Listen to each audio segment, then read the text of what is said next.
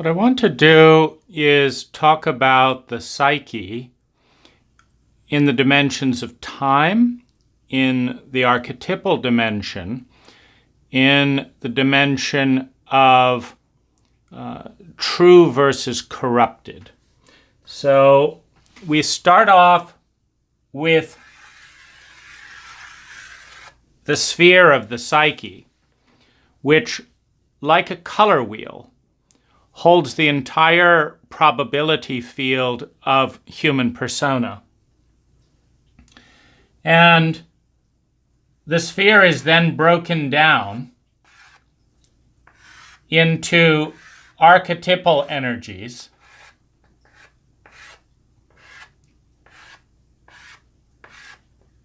projected and related to through mythology that are in their pure form.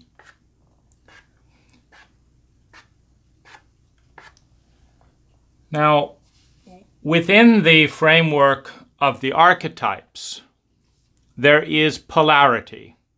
The sphere is divided into polarity. You have the masculine and feminine, you have the lover, you have the warrior.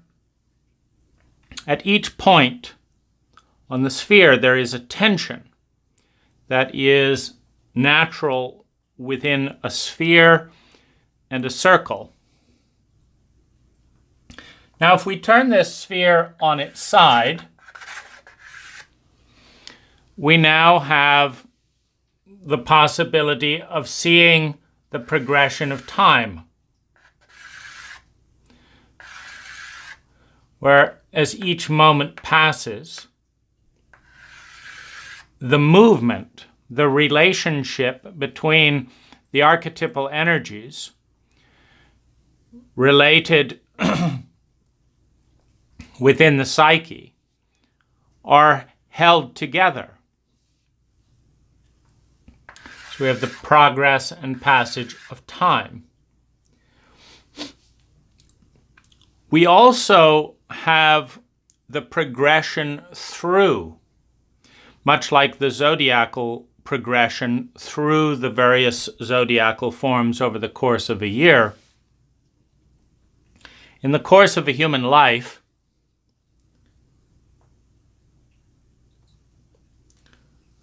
the ego identity, the zoom-in lens, which is the ego identity of the individual, zooms in predominantly on what becomes a dominant persona, a pattern of thought, feeling, action, and speaking that resides predominantly in one of the archetypal energies within the psyche. And there's variation. When you're in that particular phase, there's a host of micro personas that are kind of similar to, if you say, the color red. There's 1,000 different color shades of red. And different environments bring out one more than the other. But there's another phenomena within the pattern of engaging with personas that I want to highlight.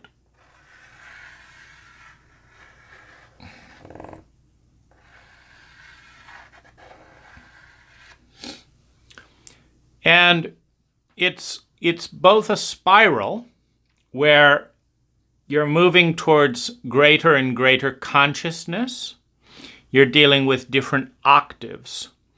Now, this ties in with the level of purity and the level of distortion.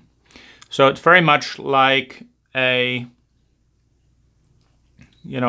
primary file, a source file, that every time a copy is made and a copy of a copy and a copy of a copy, you gradually see corruption enter the cycle. And if you have a trauma, a violent interruption in that spiraling process, then you can have, a complete 180 turnaround where things can actually get reversed. The rhythm that swung this way is jarred the other way. Now I'm translating, of course, visual data into lineal language data, and so we're dealing with a multidimensional image or piece of architecture and trying to break it down into various lineal cycles so that it has some coherency within the lineal language brain that we're trying to look at it with. So you have the corruption and deterioration cycle, and this is valuable to understand because within every human being of any state in the entire history of humanity, all of the archetypal energies within the psyche have expressed themselves. There is not a moment in time for any human being in human history where every part of the psyche has not been present within the holographic point of a moment. But as with the movement through the cycle of archetypal energy, much like the movement through a year in the zodiacal forms, as with that movement,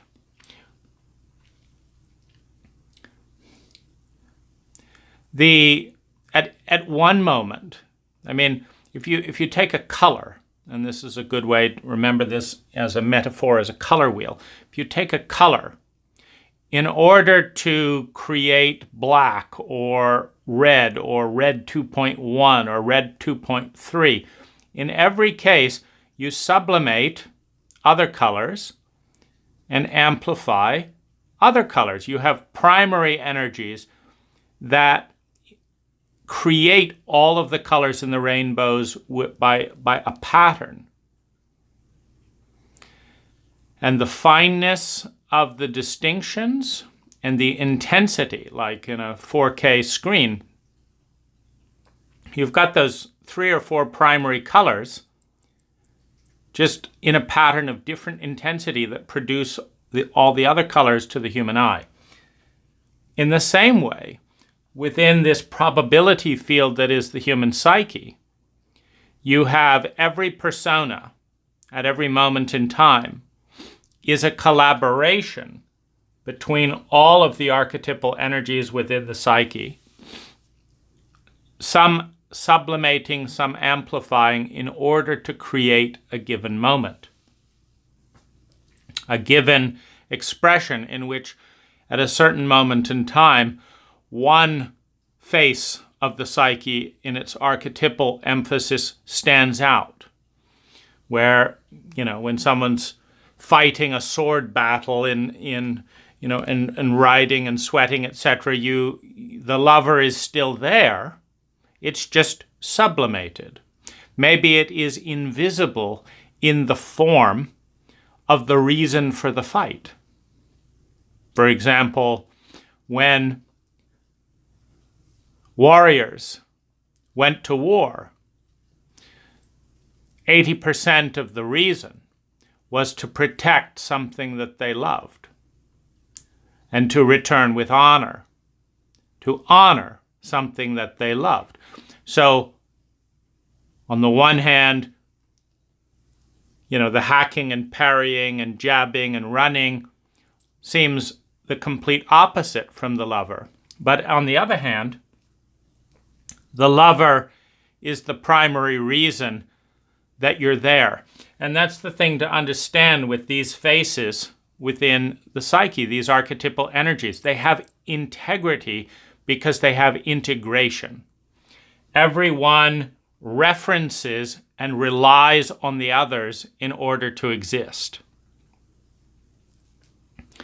These archetypal energies in the psyche are represented in a variety of mythologies.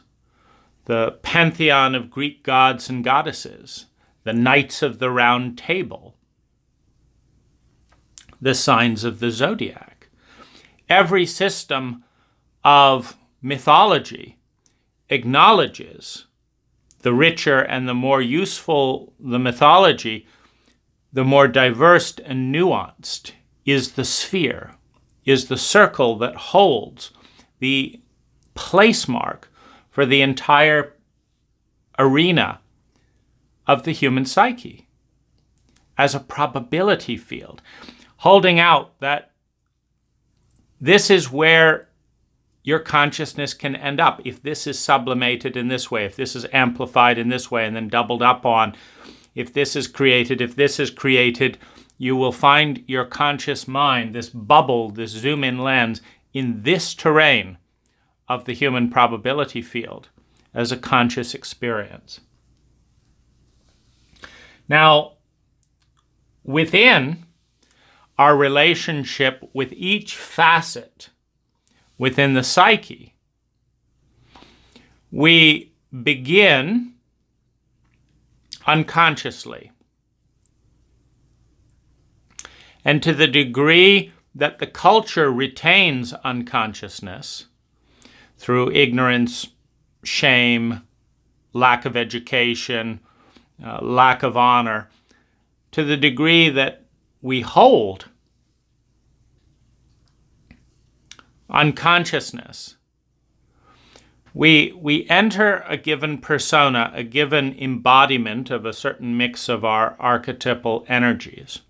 And when I say archetypes, what I mean is an extreme representation. So primary colors would be archetypal colors. But from the primary colors, you would get all of the other colors. The archetypes are the primary idealistic extremes of a given color, of our psychic probability field. So, the warrior. No person is complete and 100% only the warrior, because as we already looked, we see the opposite of the warrior within the warrior, which is there must be something beautiful and love and lovely to love in order to be worth the fight. There must be some ideal, or you don't get out of bed. I mean, why would you go off to war and risk your life for nothing? Now, you may find that beauty in gold, if you're a materialist, or in a family, if you're a humanist, or in attacking and hurting people, if you're, sadist and masochist. So you might find the beauty, the attachment in different forms depending on your value. But it is the love of something that is valued that initiates the battle. So we come into these different archetypal energies, and within to each persona with unconsciousness. So that's the first step, is unconscious. Now, if we're in a healthy culture, they will initiate the person gracefully into this particular cycle of relationship with an archetypal energy. For example, teaching mythology, inviting a child to play different roles, talking about all of the different feelings, which is another lens through which to view this archetypal energy, is the full tapestry of emotion, that every color has a corresponding human emotion. And so if you can move freely through all of your feelings and understand the architecture of mathematics, the correlation between the outer environment and the given feeling, that if you can understand that, then you come into a conscious relationship with that state. And that state is simultaneously a learning about oneself and a learning about the environment that induces. Because with every experience, you have an intersection of a wave and a particle, of a wave and a filter. You see, electricity moves through electrical wires invisibly, and then it hits a filament in a light bulb, and the electricity becomes visible, or it hits a denser filament and it becomes a heater, or it hits the filter of a motor and it starts spinning. And so you have the combination of a flow, a wave, and a filter, a wave and a particle, a flow and a friction. And it is that intersection. You see, if there's no electricity, the light bulb doesn't go on. And if there's no light bulb, the light bulb doesn't go on. Consciousness erupts in the synergy of that wave and that friction. So that unconsciousness, because every child has this entire probability within them, can hit the consciousness of ritual, of storytelling, of education, of drama, of embodiment, where a child gets to learn these parts of the psyche within, in the friction point of an environment that is deliberately constructed to illuminate all the different archetypal faces of every person in that environment. So that a child, by the age of 7 or so, has tasted their anger, their fear, their shame, their joy, their exuberance, their love, their attachment, their detachment, their generosity, their smallness, that they've tasted that whole range. And it's important to understand the probability field around a given object. And a romantic relationship is one of the most significant objects because it is like a light bulb that has 1,000 different filters in it, 1,000 different filaments. And so in a rich multidimensional relationship, you will go through the entire tapestry of the psyche with one person. You will grow through hope and joy and love and grief and sadness and rage and powerlessness and envy. And that relationship will take you on a journey through your terrain to understand the limits, positive and negative, of who you are as a probability field, and to cultivate consciousness with that probability field, and to transcend each state, because this is a wheel. And within every given point in the wheel, there is always something that can break that state. With love, it may be betrayal breaks the state of love. But what breaks the state of betrayal? And then what breaks that state? And then what breaks that state? There is always, in the cycle and in the circle of that probability field within the psyche,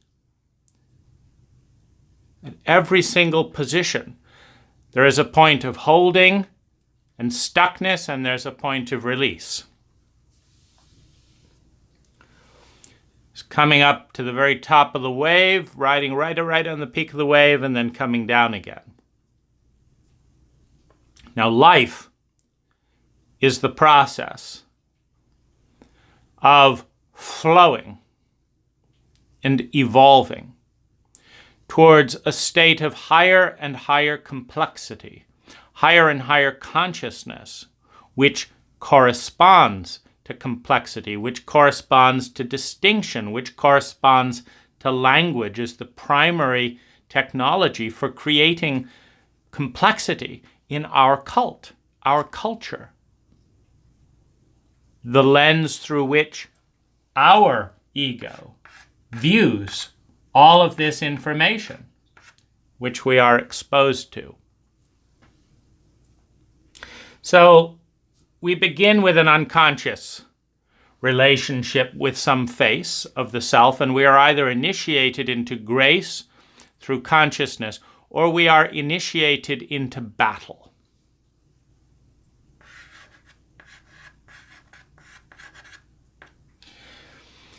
This is determined by the level of sophistication and maturity within a culture.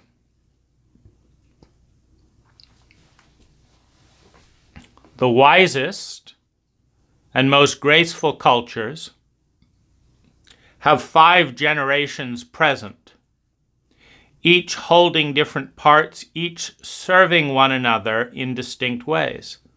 The innocence of the child, known for the second time by the grandparent and great-grandparent. When those two meet, you have an immense gift for one another. The great-grandparent and the child. The grandparent is in the stage of transcendence, the stage of endogenous DMT opening up to remember and to understand for the first time the true power and potency of innocence. Innocence is the stem cell of the psyche. Innocence that can take a feminine or a masculine form, that can become any language in any culture. A child in complete innocence is like a stem cell that can become any cell. It is the most potent energy on the planet. And yet it is also simultaneously the most vulnerable,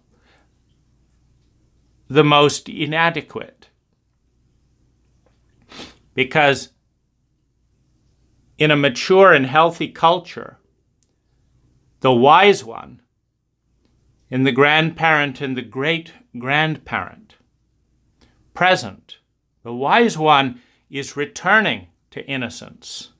And this speaks of this cycle that is always going on, beginning with unconsciousness and ending with grace and mastery. The beauty and the integrity and the honor and respect shown in the cycle is determined by the sophistication of the culture. A culture that teaches archery and painting and drawing and dance and emotion and thought, drama and lineal logic.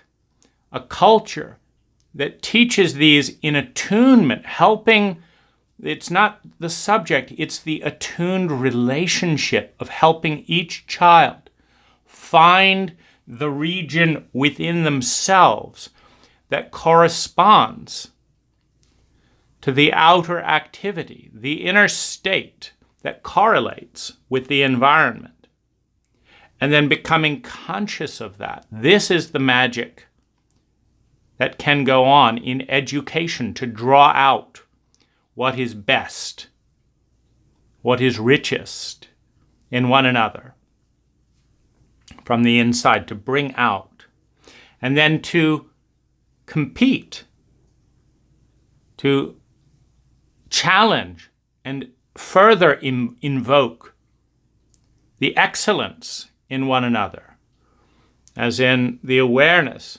If you want to improve your tennis game, you've got to play with someone as good as you or better, or you don't improve. You need an adversary. And so you also have this dance of paradox, where your enemy is always your friend is always your enemy. But in crude culture, you don't see the other side of the coin. In simple culture, it's a culture of either or. In complex culture, it is a culture of both and. Yes, all that's true, and this also. That's all true too, and this also. Like rings in the tree, the smaller truth becomes slowly larger. The smaller truth becomes slowly larger. And as it does, more and more distinction, more and more consciousness, more and more grace. Now, when grace is not present, you have violence. And it's important to understand why. This is not a moral or it's a logistical thing.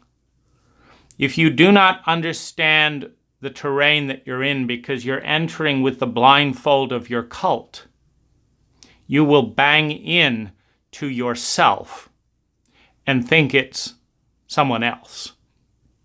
You will bang into your world and think it is someone else.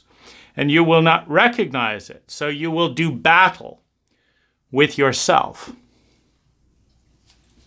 And it's one of the reasons that it's important to fight honorably with others. To fight in order to honor something. Well, what?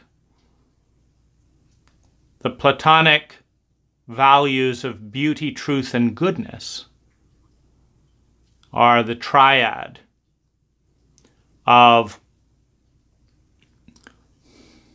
the ideal. To honor something bigger than oneself as one fights with oneself inside and out is a protection of sorts. Because the first thing to understand is that someone with complete mastery within the domain of the psyche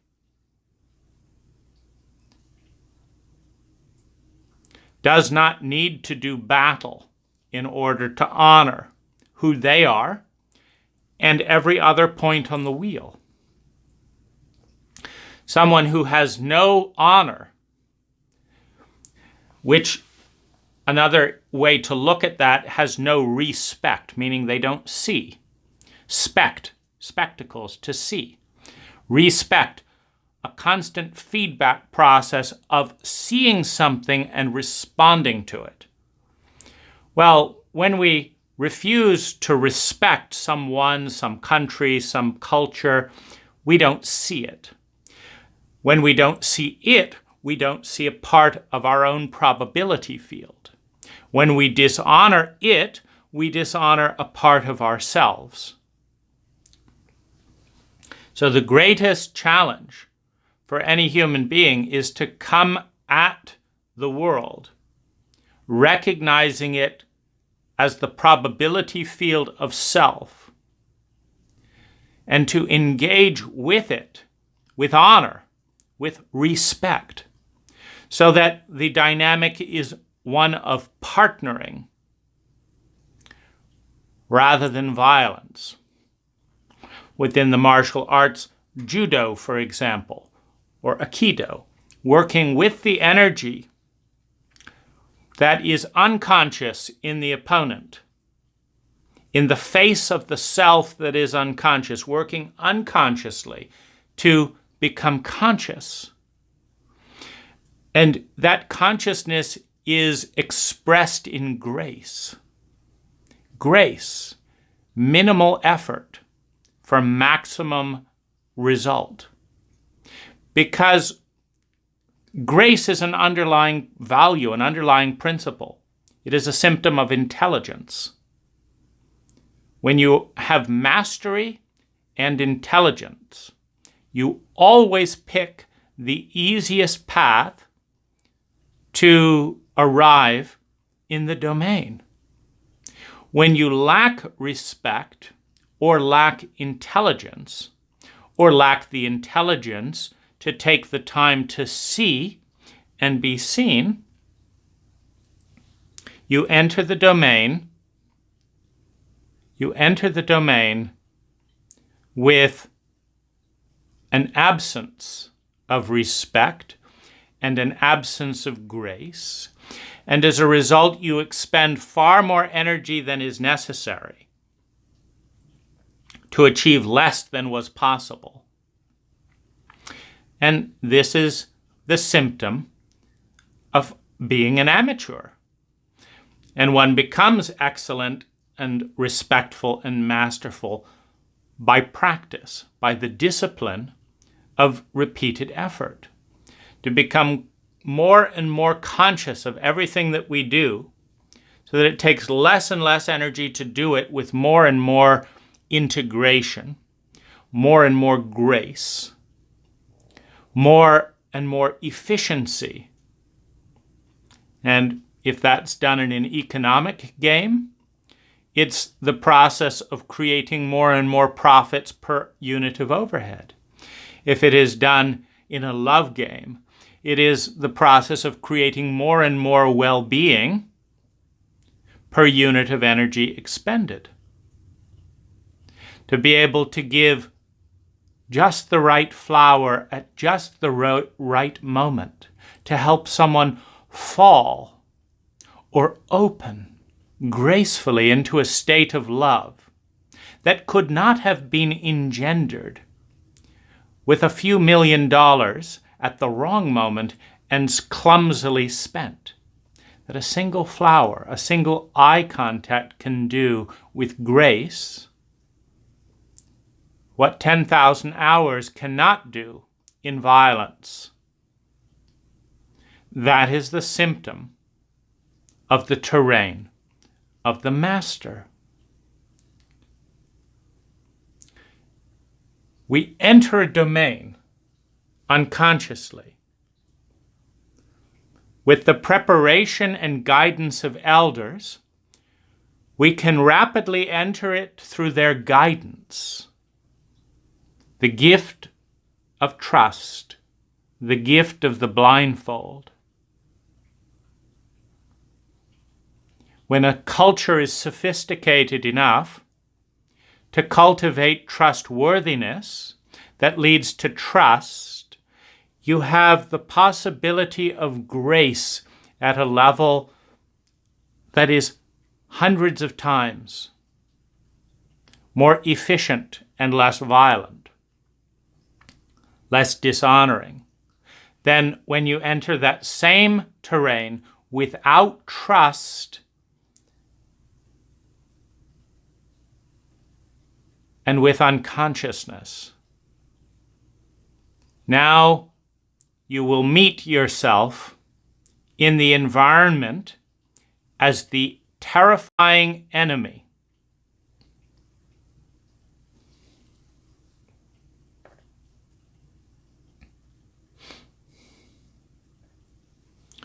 The continuum of grace to violence is maturity within the cultural environment. Since most of us encounter most of who we are through violation, it is a difficult journey where the enemy is responsible for the awakening of consciousness. The enemy, the unconscious part of self, in opposition with the conscious part of self, in a relationship of violation, creates incredible amount of suffering, incredible amount of pain. This pain leads to waking up. When you have two adversaries in opposition at a high level, the adversaries often know each other, their strengths and weaknesses, more than a lover. Particularly in cultures where chauvinism reduces the awareness and the respect and honor paid to the lover and elevates the respect paid to to an opponent, particularly in a combat territory, where you have the ritualized martial art. Two opponents, two black belts, may spend months learning each other's strengths and weaknesses to show those respect, because the one who respects the other the most will win the fight. If you do not respect your opponent, you don't see them, and you will lose. Because perception allows for the possibility of honoring. Honor to be changed by what one sees. You cannot honor someone that you do not see. You cannot be changed by what you see until you see it. Respect is the foundation for honor. To honor another human being, to see them in their strengths and in their weakness with grace.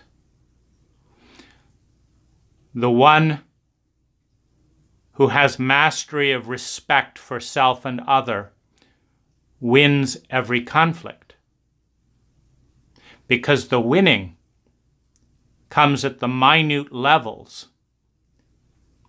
of supporting the other person's weakness and hampering the other person's strength.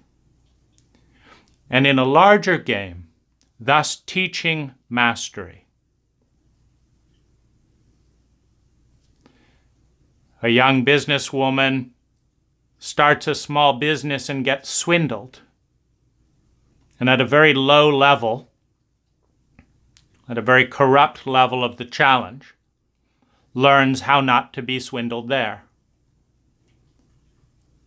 And then there, and then there, and then there. And eventually emerges able to support the character in their opponent in the business transaction, to support the character and undercut the villain. Because every human being has the full spectrum of possibility, including a very high character of integrity and a very low character, the saboteur, the betrayer, the breaker of trust. This is also available in the probability field of every human being. The person that creates safety and peace creates integrity and creates a higher resonance by blocking the easy access to betray and by making it easy for the best part in the other to come forward.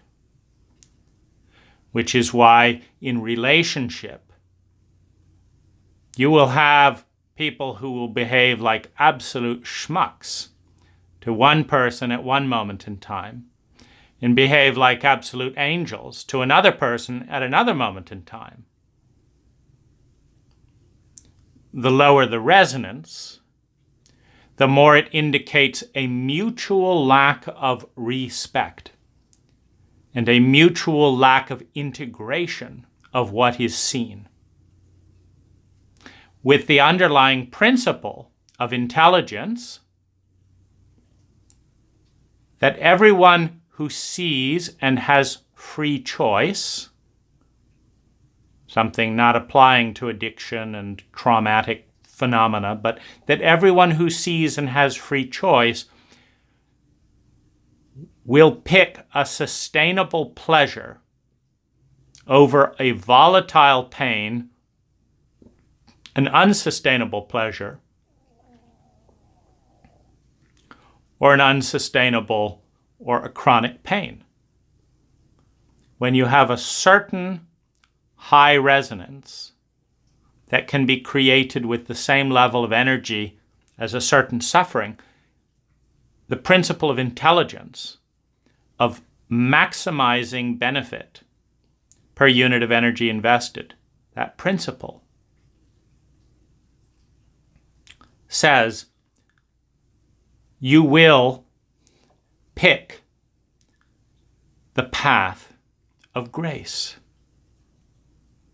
When someone does not pick the path of grace, it is because they cannot. They don't see it, so they don't understand it.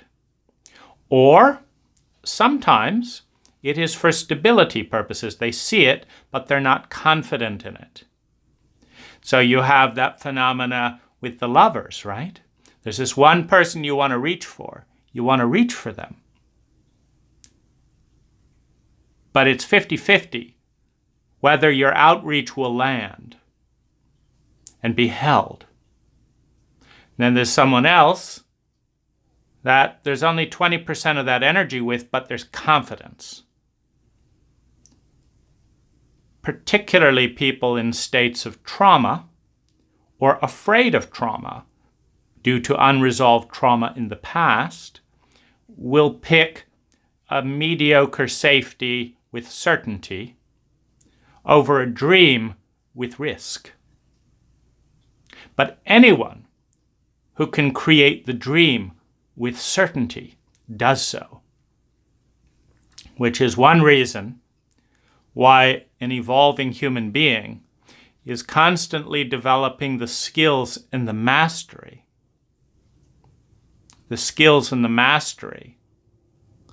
to lift, to open, to develop confidence, something that comes from experience, confidence, to develop that mastery so that when that opportunity comes, they can seize it with certainty and take what for others would be a risk too high. We enter the cycle with the innocence and the unconsciousness of the child. And we end with the innocence of mastery.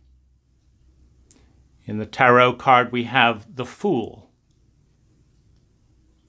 In the Russian fairy tales, Ivan the Fool, Ivan the Simpleton, is the youngest, the laziest, and a little bit crazy.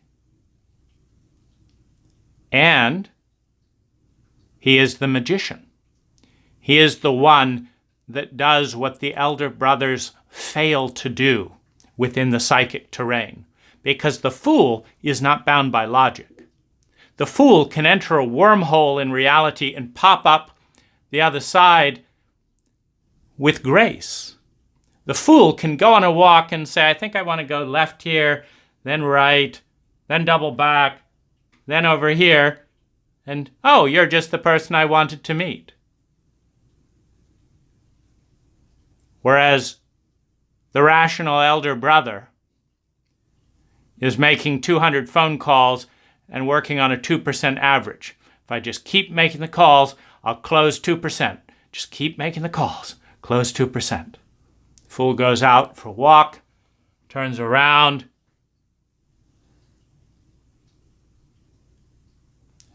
and an even better sail than the elder brother was able to imagine.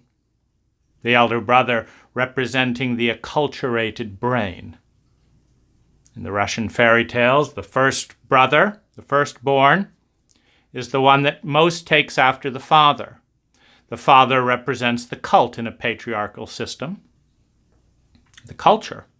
So, takes after the father's image. Next comes the secondborn, the backup of the status quo. And then Ivan the Fool is just, all over the place. Unimportant. Lays on the stoves, eats cinders, doesn't know what he's talking about, has his head in the clouds.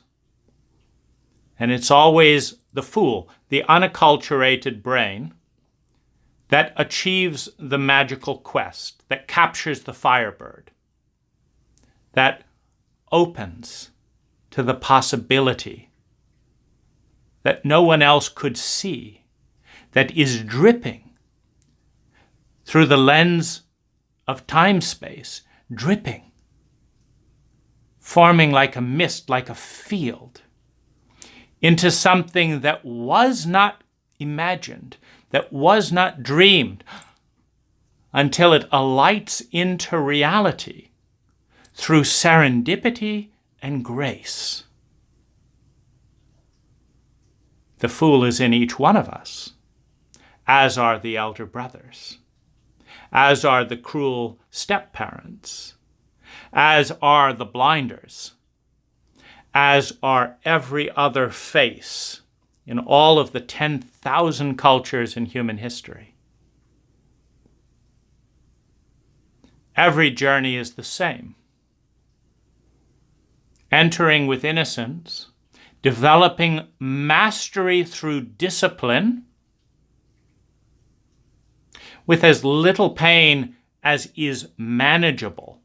You see, when you lack depth, when you lack mastery as a cult, all of the awareness comes from pain. You bang into this wall repeatedly, and then you learn, oh, there's a wall there. I guess I'm not going to bang into that anymore. I'll walk around. Then you bang into something else, and you say, oh, that's there. I hit it again and again. I guess I won't do that anymore. And you get as far as you can go in that landscape of unconsciousness through the phenomena of pain and the phenomena of fear. Fear of pain. That's all we're afraid of. If there is no pain, there is no fear of pain, and there is no fear. Pain is the seed of negative relationship. Pain is the symptom of dishonor and disrespect, because no one willingly causes pain. Now, there's a very important distinction for all of those in enormous amounts of repressed and traumatized pain. No one willingly causes pain. A wise person willingly explores and learns from the pain that's already been caused. Why? So that they don't have to cause any more. Every single pain we have ever experienced is a symptom of a lack of respect and honor, induced by unconsciousness or helplessness. In the case of small children who may see that dad's got a broken beer bottle again, they don't have a place to go. So you have helplessness and you have ignorance. When you have power and you have respect, clear sight, you don't cause pain.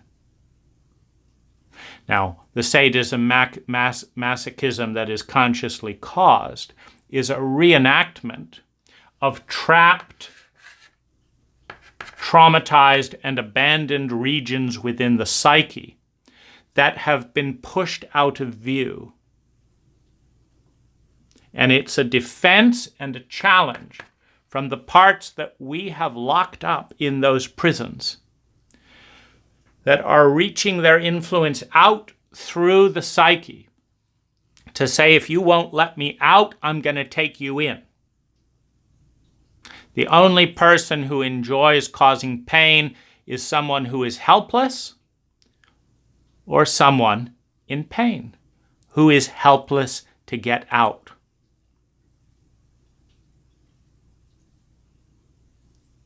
Masterful masochistic sadists always have a prison within the psyche where some part of them that is beautiful is held in suspended helplessness, grief, trauma, and suffering, with an imprint of malice from the outside world. When that imprint is released, when that part of the psyche is freed. You have the story of Sleeping Beauty. It's the story of one part of the archetypal energy not being invited to the table. A christening is held to honor the new infant, a christening. And the relatives represent the circle, the sphere. When all the relatives gather, the entire pattern of the psyche is present. Yet in a culture such as ours, the entire psyche is not welcome. And we're dealing with the terrain of the taboo. The taboo is the part of the family that is forbidden to be talked about, and thus forbidden to be seen, and thus forbidden to be respected, and thus incapable of being honored, and thus dishonored. And what happens when you dishonor a part of yourself, metaphorically or directly, inside or out? You create the phenomena of violence, of dishonor. When you don't honor. You see, and right now, there was a point. There was a point where my mind jumped to a connection where my body had not completed the cycle. And so right now, I'm in two places. Because I didn't know how to get my body caught up. I didn't know how to go on the journey and end up here. But my mind could leap there. So I brought my words over there. And for the last few minutes, since bringing up Sleeping Beauty and the curse and the relatives, I'm in two places. Now, acknowledging that two places and acknowledging the gap is integrating me. But whenever we dishonor some part of ourselves, we create the phenomena where part of the psyche that is a blessing when honored becomes a curse when not honored. When part of the psyche that is a blessing when honored becomes a curse when not honored. And at the highest level of responsibility, the ability and willingness to respond, at the highest level of responsibility, all dishonor is mutual. All dishonor is mutual. Because for one to be violated by another means that one did not see the violator. For one not to see the violator, on the outside, one has to not see the violator on the inside. Because they're the same at an archetypal level. The violation that occurs on the outside is the same as the violation that occurs on the inside. The mother that turns away as her daughter is being incestuously raped is the mother that turns away as her inner little girl is being incestuously raped by the masculine personas within the woman, within the mother. As within, so without. The small gets replicated in a fractal pattern, where no matter how wide the zoom, you see the same pattern going in and out.